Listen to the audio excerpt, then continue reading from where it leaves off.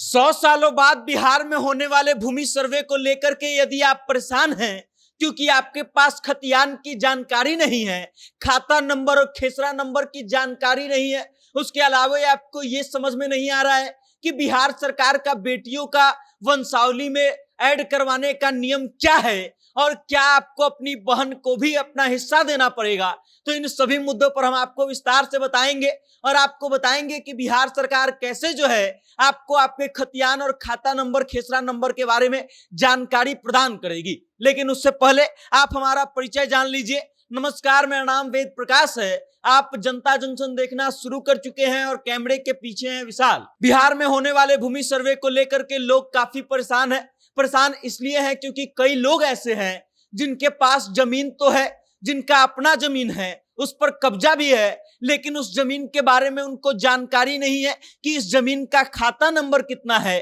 खेसरा नंबर कितना है और सर्वे नंबर कितना है। तो इन सभी समस्याओं के निदान के लिए बिहार सरकार ने एक स्पेशल उपाय निकाला है और उपाय यह है कि बिहार सरकार जो है हर पंचायत में एक सरकारी अमीन नियुक्त कर रही है, जिसके पास जाकर के आप अपने खेत की जानकारी ले सकते हैं। वो आपको आपके खेत का खाता नंबर, खेसरा नंबर, इन से जुड़ी तमाम चीजों की जानकारी देगा और आपको बताएगा कि आपके जिस खेत पर आपका कब्जा है उस खेत का खाता नंबर कितना है, खेसरा नंबर कितना है, और फिर आप उस मदद से बिहार के लैंड सर्वे में हिस्सा ले सकते हैं और अपने भूमि का सर्वे करवा सकते हैं। ये तो थी खाता और खेसरा और खतियान से जुड़ी बात। लेकिन एक विशेष बात जिसको लेकर के लोग काफी परेशान हो रहे हैं, जिसको लेकर के बिहार सरकार के राजस्व विभाग ने एक नया नोटिफिकेशन जारी किया है और वो ये है कि अब आपको वंशावली में अपने बहन का और बेटियों का भी नाम ऐड करवाना होगा। और इसको लेकर के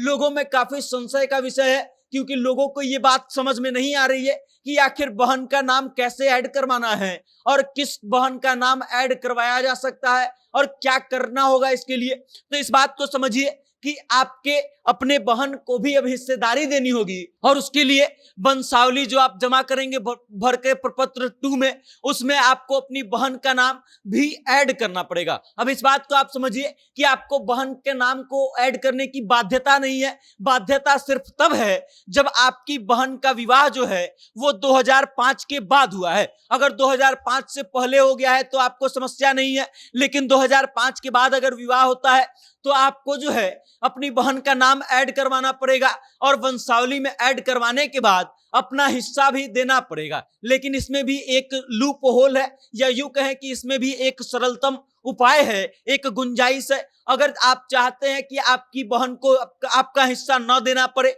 या फिर आपकी बहन जो है आपका हिस्सा लेना नहीं चाहती है, तो वो एक अनापत्ति प्रमाण पत्र देगी, नो ऑब्जेक्शन सर्टिफिकेट देगी, जो आप प्रपत्र 2 में भर करके जमा करेंगे और उसके बाद आपकी बहन की हिस्सेदारी जो है उससे खत्म हो जाएगी और उससे जो है उस पर आपका सीधा सीधा आपका हक हो जाएगा। बिहार सरकार ने ये नियम इसलिए निकाला है क्योंकि महिलाओं को भी संपत्ति का अधिकार दिया गया है और पिता की संपत्ति पर बेटियों का भी बराबर हक माना जाता है कोर्ट के द्वारा। इस कारण से इस चीज को शामिल किया गया है कि अब जो भी व्यक्ति अपने लैंड सर्वे का डिटेल भरेगा उसको जो है 2005 से पहले अगर उसकी बहन की शादी हो गई है तब तो कोई दिक्कत नहीं है, उसका नाम देने की जरूरत नहीं है। लेकिन 2005 के बाद अगर उसकी शादी हुई है तो आपको आवश्यक रूप से उस बहन का नाम उसमें भरना है और उनसे एनओसी लेकर के सबमिट करना है, नहीं तो आपको जो है अपने